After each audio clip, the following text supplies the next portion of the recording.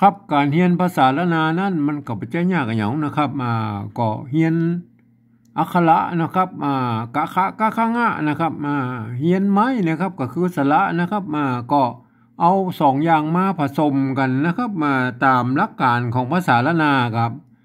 มันก็อ่านออกเขียนได้ภายใน7 วัน1 เดือนนะครับมันง่ายนะครับมันจะยากตอนที่ว่าเฮาจะไปเอาไปให้คนอื่นได้ฮู้ได้หันตัวนี่มันยากตอนนี้นะครับเพราะว่าเปิ้นบ่ฮู้จักภาษาละนานะครับภาษาละนานั่นเป็นภาษาที่มันตายไปแล้วนะครับ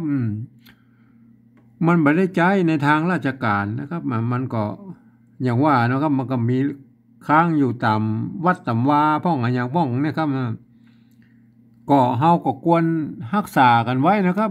มาสืบทอดกันไว้นะครับที่นี้เฮาจะมาอธิบายความให้คนอื่นได้ฮู้ได้หันเนี่ยมันก็จะต้องเอาภาษาไทยมาเขียนนะเปิ้นฮ้องว่าปริวัตินะครับประการปริวัติภาษาเนี่ยภาษาไทยบ่ใช่ภาษาละนานะครับ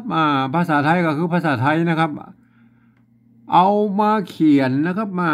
เป็นภาษาละนาเนี่ยก็เฮาก็แล้วแต่ไผมันนะครับมันจะใช้หลักการอย่างใดก็มันก็บ่ฮู้ว่านะตัวผมเองนี่ผมใช้หลักการของข้อตกลงปี28ของสภาวัฒนธรรมมหาวิทยาลัยเชียงใหม่นะครับเปิ้นตกลงกันไว้ว่านะครับการปฏิวัติภาษาละนานั้นมีอยู่3แบบนะครับหรือ3ระดับนะครับก็คือแบบที่1นั่นน่ะเปิ้นจะเอาไปเขียนบันทึกลักษิลาจารึกเอกสารสำคัญนะครับก็เฮาบ่อู้ถึงแล้วนะครับเฮามาอู้แบบที่2นะครับแบบที่2ก็คือการที่ยืมเอาอักษรไทยนะครับมาเป็นอักขระละนานะครับแล้วก็ประกอบคำขึ้นมากับแบบภาษาไทยนะครับผสมผสานกันไปนะครับบางคำที่มันสระหรือไม่มันบ่ตรงกันนะครับมันก็บูรณะคำศัพท์ให้มันเป็นไทยๆนะครับให้เป็นหน้าตาแบบไทยนะครับแต่ข้อสำคัญเวลาอ่านนั่นนะครับท่านจะต้องเป็นคนที่รู้ภาษาละนามานะครับท่านจะต้องอ่านแบบหลักการของภาษาละนานะครับก็เห็นจังอย่างเช่นท่านเห็นตัวกอเนี่ยกอไก่เนี่ยเปิ้นต้องนึกถึงว่ามันเป็นตัวกะนะครับหันตัวขอไข่ก็นึกว่าเป็นตัวคะนะครับเห็นไหมมันก็ต้องว่าไปอย่างนั้นนะครับอ่านมาแบบตัวเมืองเลยนะครับก็ต้องให้อ่านอย่างนั้นคนทั่วไปบ่สามารถที่จะอ่านได้นะครับเพราะฉะนั้นก็เปิ้นเอาเขียนไว้สำหรับเพื่อภาษาละนามันสูญหายไปนะครับมันบ่มีเปิ้นก็เอาภาษาปริวัติแบบที่2นั่นนะครับมาปริวัติกลับให้มันเป็นภาษาละนาได้นะครับเห็นไหมอันนี้มันเป็นข้อดีอันนั้นนะครับอันที่จะใช้กันสื่อสารกันแท้ๆนั้นนะครับมันก็คือภาษาปริวัติแบบที่3นะครับปริวัติละนาแบบที่3นะครับก็คือการฟังใช้หลักการคือฟังเอาภาษาละนาทั้งบนเปิ้นว่าอย่างใดนะครับก็เอาภาษาไทยเขียนไปฉะนั้นนะครับอันเนี้ยคือหลักการของเปิ้นนะครับที่ปี28เปิ้นตกลงกันไว้ว่าอย่างนั้นนะครับแต่ก็ยังว่านะครับมันก็มีปัญหาอยู่ว่าก็คือภาษาไทยนั้นเป็นระบบ5เสียงนะครับกากากากากานะครับภาษาละนานั้นมันเป็นระบบ6เสียงนะครับกากากากากากาเห็นไหมมันมีเพิ่มมั่มเสียงคือเสียงโทพิเศษหรือโทเมืองนะครับวัดพระสิงห์เปิ้นฮ้องว่าตีเพี้ยนนะครับเห็นไหมก็ว่ากันไปนะครับมันก็คือเสียงระหว่างเสียงโทปกติถึงเสียงตีนั่นแหละนะครับก็คือเสียงเดียวกันนั่นแหละแต่ห้องต่างกันบ่ได้นะครับก็อันคำนี้นะครับเสียงนี้เนี่ยบ่มีในภาษาไทยนะครับก็คือเปิ้นบ่มีเปิ้นก็เลยบ่สร้างวรรณยุกต์มาฮื้อนะครับเพราะฉะนั้นก็ที่ผ่านมาเนี่ยก็คนทั่วไปก็เอาคำที่เป็นเสียงโทปกติเนี่ยครับไปเปิบละเมอไปขี้ตูเอามันเป็นเสียงโทพิเศษเนี่ยอันนั้นมันก็เลย เสียงต่ำๆลงมามันก็เลยพลาบกับไปหมดนะครับมันก็ยุ่งยากกับไปหมดนะครับมันแบบมันนะฮะหลักการของผมนั่นก็คือก็คือนะครับเมื่อภาษาไทยเปิ้นเขียนมาได้ไอ้ตัวนี้ตัวเดียวนะครับอักษรไอ้เสียงโทพิเศษโทเมืองเนี่ยเปิ้นเขียนมาได้ตัวเดียวนะครับผมก็ใช้จุดนะครับประดับไว้นะครับประดับไว้ในเสียงโทพิเศษนั้นนะครับก็กำอื่นๆเขียนไปตามที่ภาษาไทยสะกดนะมันได้ทุกเสียงครับได้กูเสียงนะครับจะเขียนว่าอย่างไรก็เขียนได้นั้นนะครับมาถึงแม้ว่ามันจะหน้าตามันงามเหมือนภาษาไทยก็จังมันนะจังมันนะเพราะว่ามันอ่านได้คือมันเป็นเสียงภาษาละนากันแล้วกันนะครับวัดพระสิงห์นั้นเปิ้นใจตัวเอียงนะครับตัวเอียงในเปิ้นห้องว่าเสียงตีเพี้ยนนะครับก็แล้วแต่สุดแล้วก็มันจะห้องว่าอย่างไรก็เหมือนกันนะมันคือเสียงเดียวกันนั้นนะครับเอาลองมากอยเลยนะครับวันนี้เราจะลองปริวัติภาษาละนาที่มันเป็นกำบะเก่าของคนเฒ่าโบราณเปิ้นนะครับเรามาดูเลยนะครับข้าเห็นไหมข้าในเสียงโทพิเศษนะครับเห็นไหมฮะข้าเก่าเต่าห้เสียงตีนะครับเสือควายมีเขาจักเข็บแมงเวาเลี้ยงไว้บ่ได้นะครับเห็นไหมบ่ได้นะครับข้านะครับเริ่มเลยนะครับข้ามันเสียงโทพิเศษนะครับโทพิเศษนะครับเอาแบบที่สองก่อนนะครับแบบที่สองคือการเทียบนะครับเทียบเอาอักษรไทยนำมาเทียบปรับเทียบเพื่อเป็นอักษรละนานะครับแล้วประกอบความขึ้นมากับแบบภาษาไทยนะครับผสมผสานกันไปนะครับก็ตัวคะเนี่ยก็เอาขอไข่นะครับขอไข่มาเทียบเป็นตัวคะนี่นะครับเห็นไหมขอไข่นะครับไม้ขอจ้างก็คือไม้โทนะครับเห็นไหมไม้กาก็คือสระอานะครับเห็นไหมได้เห็นไหมข้านะครับท่านเวลาอ่านท่านต้องนึกถึงว่าตัวนี้เป็นตัวคะนะครับไม้ขอจ้างนะครับไม้กานะครับเปิ้นไม่ใช่ขอไข่นะครับไม่ใช่ขอไข่นะนี่เทียบมาเฉยๆนะครับเทียบเมื่อมันเป็นมาได้เก่านะครับไม้เก๋นะครับตัวกะนะครับไม้ย่อนะครับสระไม้กานะครับเก่าเห็นไหมสระเอาเก่านะครับเก่าเห็นไหมก็ได้แล้วนะครับตัวไม้ซัดนี่มาตัวละแต่ถ้าเป็นแบบที่หนึ่งนะเพื่ออย่าเอามาตัวนะครับไม้ซัดนะอันแบบที่สองนี่เขาเบาแล้วเอาแค่มันหน้าตามันแบบไทยๆนะครับเอาแค่นี้ไม้ซัดเบาแล้วเต้านะเต้าก็เหมือนกันนะครับเต้านะครับเอาเต่าแบบหน้าตาแบบไทยๆแต่เวลาเราอ่านเรานึกเป็นตัวตะนะครับตัวกะนะครับเห็นไหมเก่าเต่านะครับค่าเก่าเต่าห้นะครับห้นี่เพิ่นตัวเป็นภาษาละนานะครับห้ถ้าเป็นภาษาไทยเพิ่นก็ร้ายนะครับภาษาละนามันใจร่วมกันนะครับเพิ่นว่าห้นะครับเพิ่นใจตัวละเขียนแตนนะครับในเสียงในกรรมที่เป็นภาษาละนาเนี่ยออกเสียงรอเนี่ยเสียงฮอนุ่งหูบเนี่ยป้นใจตัวรอเรือเนี่ยเขียนแตนนะครับเห็นไหมป้นเขียนมาตั้งแต่โบราณแล้วเขาก็ตัวให้ป้นนะครับข้าเก่าเต่าห้เห็นไหมได้เลยเนี่ยข้าเก่าเต่าห้เสือนะครับไม่เสือนะครับเสือมันไม้สระเอือนะครับสระเอือไทยก็ไปไม้เกลือเมืองนี่มันเหมือนกันนะครับมันมีเปิ้นไม่เกลือสระเอือเมืองเนี่ยเปิ้นมีจะใช้ไม้กิก็ได้ไม้เกลือก็ได้นะครับเห็นไหมก็เขาก็เอาแบบเสือแบบไทยๆนะครับเอาแค่นี้นะครับเอาแค่นี้นะครับกันย้อนมี2ตัวเอาตัวเดียวนะครับเอามาตัวเดียวพอละเสือนะครับควายนะครับควายนี่ใจตัวข้าห่างยาวเนี่ยแม่ต้องใจตัวคอคนนะครับข ครับตัวคอคนนะครับคอคนมาเทียบเพื่อเป็นคอควายนะครับมีวะกั้มนะครับวะนะครับเห็นไหม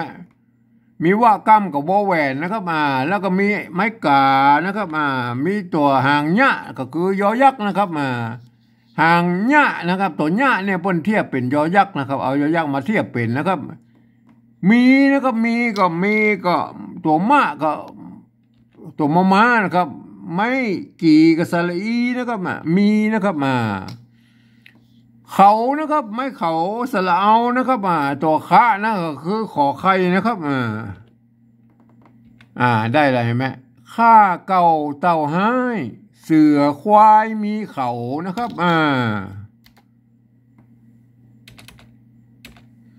จักเข็บนะครับ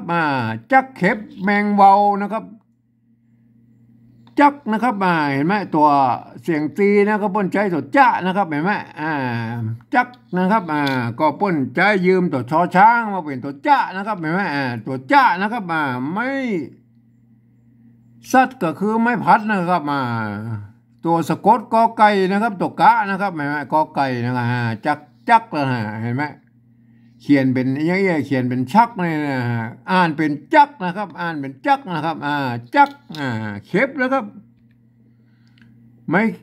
ตัวไม่กี่ตัวขานะครับตัวบ้านะก็ห่างบ้าก็คือบอใบไม้นะครับมันมีไม้กะแถมตัวก็เอาเห็นไหมเขบ้านะครับจักเข็บนะครับเทียบมานะครับป้นเขียนไม่ได้เขาเขียนไว้เห็นไหมเทียบมาแมงนะครับแมงนะครับแมงนะครับแมงตัวมะสะกดด้วยตัวงะนะครับแมงนะครับแมงเว้านะครับเว้าเว้าตัววะนะครับไม่เก่านะครับเห็นไหมเอาแค่นี้นะครับไม่สั้นเราเอามาโดยแล้วนะครับเห็นไหมแมงเว้าจักเข็บแมงเว้าเลี้ยงนะครับเลี้ยงนะครับเลี้ยงเห็นไหมสระมันเหมือนกันนะเปิ้นในภาษาละนานั่นเปิ้นสระเอียเนี่ยเมื่อมีตัวสะกดแล้วไปตัดไม่เกี่ออกสระเอออกนะครับแต่ถ้ามาเขียน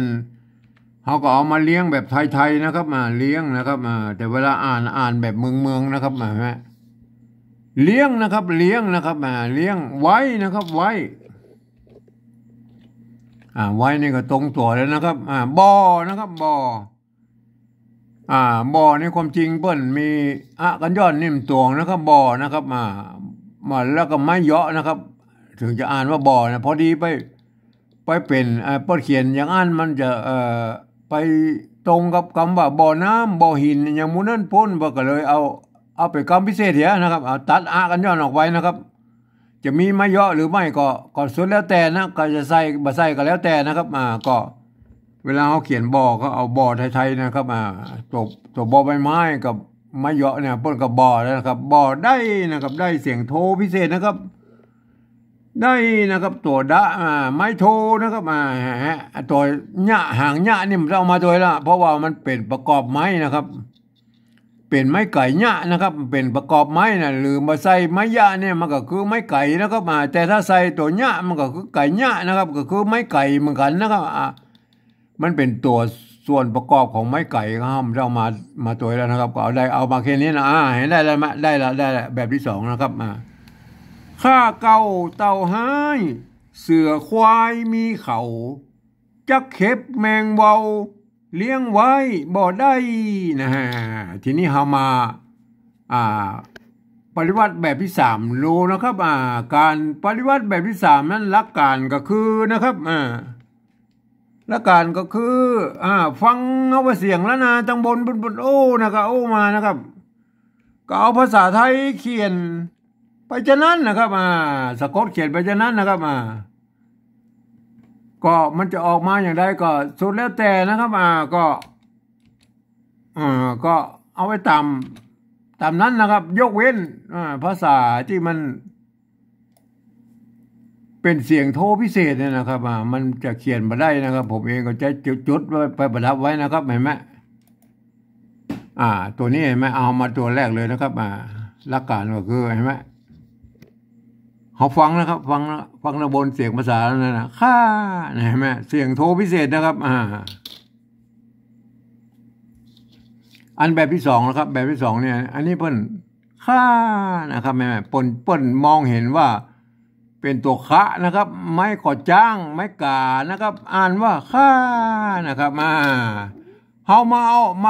มาแบบที่สามนะครับแบบที่สามนี่มันเอาภาษาไทยมาเขียนนะครับคนไทยเปิ้นอ่านว่าได้เนี่ยเปิ้นอ่านว่าค่านะครับค่าเสียงโทปกตินะครับไม่มันบอกค่ามันบอกค่าแล้วครับท่านจะว่าได้เนี่ยเอาละท่านด็อกเตอร์ทั้งหลายลองมาโอ้เหรอลองมาโซ่สักหน่อยแล้วค่าเนี่ยเห็นไหมเสียงโทพิเศษนะครับผมได้ใช้จุดประดับไว้นะครับเพื่อเป็นเสียว่าไอ้กำเนี่ยถ้ามีจุดนี่ออกเสียงโทพิเศษนะครับค่านะครับเห็นไหมอันแบบที่สองนี่เห็นไหมอันนี้เพิ่นเป็นตัวคะนะครับคะนะครับคะไม่กานะครับไม่ขอจ้างนะค่านะครับอันรูปนี้มัน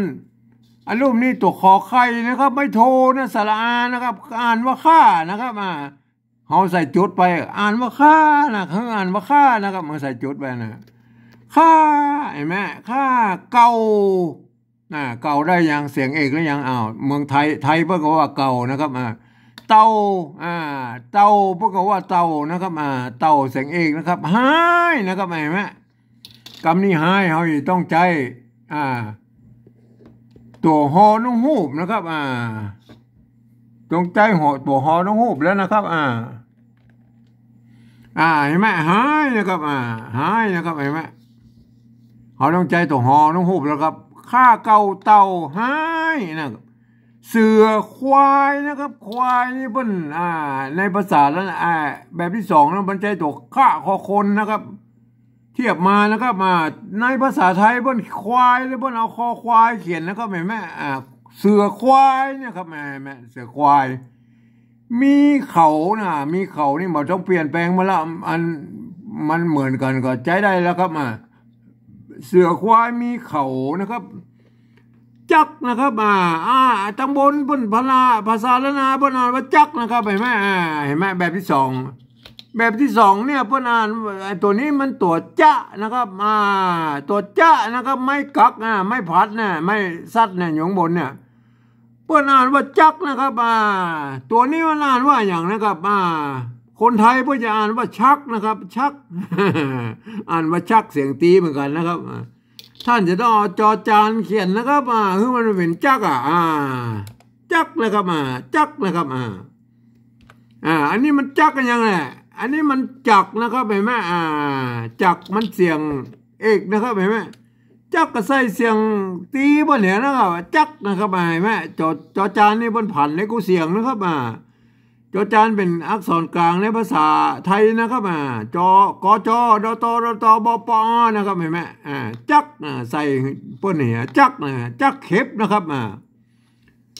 อันแบบที่สองเนี่ยเปิ้นอ่านว่าเคบะเนี่ยเปิ้นอ่านว่าเข็บนะครับไม้เกะนะครับไม้เกะ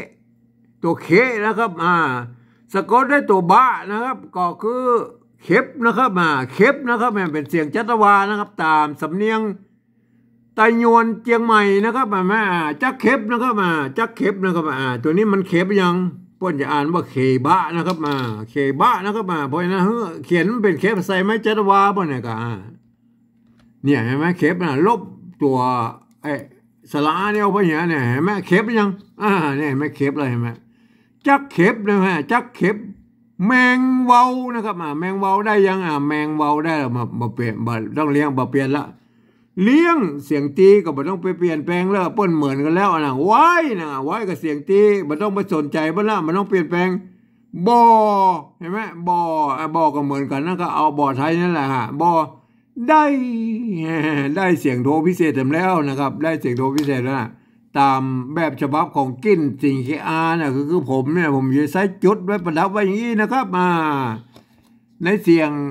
โทพิเศษโทเมืองเนี่ยวัดพระสิงห์เพื่อใจตัวเอียงนะครับในกะตัวเนี้ยนะครับหลักการมันก็อันเดียวกันนะครับเพียงแต่พิดกันตอน ที่ปริวัตินิดหน่อยนะครับได้เห็นไหมได้เห็นไหมอันนี้นะแบบที่สองนี่เราเปิ้นอ่านว่าได้นะฮะเปิ้นเนี่ยอย่างเปิ้นว่าอ่านได้นะครับอ่านได้นะครับอันนี้เปิ้นพอว่าเป็นตัวดะนะครับไม้ไก่นะครับไม้ขอจ้างนะครับเห็นไหมเปิ้นอ่านว่าได้นะครับเพราะว่าเอาตัวดอเด็กเนี่ยมาเทียบมาเป็นดอดะนะครับเปิ้นถึงอ่านได้นะครับแบบที่สองเนี่ยอันแบบที่หนึ่งแบบที่สามนี่มันอย่างอี้เขียนอย่างอี้มันอ่านว่าได้นะครับไปถามคนไทยมันเหรอท่านด็อกเตอร์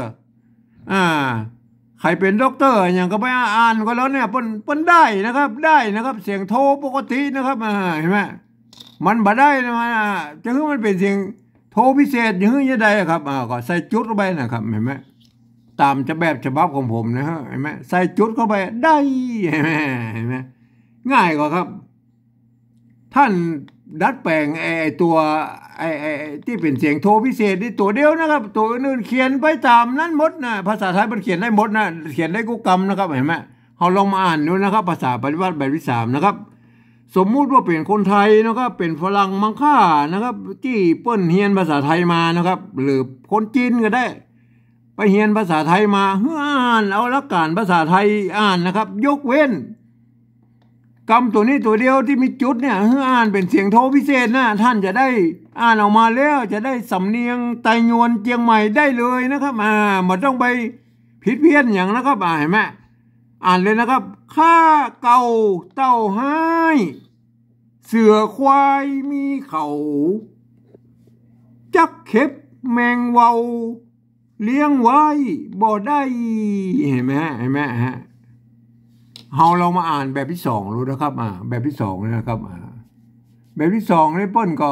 เนี่ยอันนี้เป็นต้องเป็นคนที่เรียนภาษาล้านนามานะครับท่านถึงจะอ่านได้นะครับถ้าเป็นคนทั่วไปก็จะอ่านผิดเพี้ยนไปนะครับก็บ่ต้องมาอ่านนะครับคนที่บอกภาษามานะครับมันจะต้องใช้หลักการของภาษาล้านนาอ่านนะครับอ่านแล้วนะครับตัวนี้เป็นตัวคะนะครับตัวกะนะครับตัวตะนะครับตัวละนะครับเห็นไหมตัวสะนะครับเห็นไหมตัวคะคอควายนะครับคอคนนะครับโทษทีตัวมะนะครับเห็นไหมมันต้องอ่านเป็นนะข้าเก่าเต่าให้เสือควายมีเขาจักเข็บแมงเวาเลี้ยงไว้บ่ได้เห็นไหมว่าเราดูภาษาล้านนาเก่าเงาไปแล้วครับภาษาล้านนาเก่าเงาเปิ้นบ่มีปัญหาหยังครับเปิ้นก็เขียนไปจะอี้แล้วครับเปิ้นก็อ่านจะอี้แล้วครับเห็นไหมข้าเก่าเต่าให้เสือควายมีเขาจักเข็บแมงเวาเลี้ยงไว้บ่ได้นะเห็นไหมท่านก็ลองเอาไปศึกษานะครับการปริวัติแบบต่างๆนะครับท่านจะเขียนอย่างใดนี่ผมก็บ่สามารถที่จะไปท้วงติงท่านได้นะครับเป็นเอกสิทธิ์ของท่านนะครับแต่ถ้าท่านจะเขียนมันได้เสียงตามที่ผมแนะนำไปนี่มันก็ถ้าท่านจะใช้ได้ก็ดีนะครับแต่ในการประกวดข้าวและกะโหลกนะครับในวันที่12 เมษายนของทุกๆปีนะครับที่หน้าวัดสวนดอกนะครับในงานไหว้สาพญาพรหมนะครับท่านจะต้องได้ใจนะครับการปริวัติแบบที่2และแบบที่3เนี่ยท่านจะต้องเอาไปเขียนข้าวกะโหลกประกวดนะครับท่านจะต้องเขียนให้ถูกต้องนะครับถ้าบ่ถูกต้องมันก็ตามที่แบบที่ผมกำหนดไว้เนี่ยมันก็ตกไปเลยนะครับมันก็สามารถที่จะประกวดได้นะครับวันที่12 เมษายนเรามาเจอกันนะครับ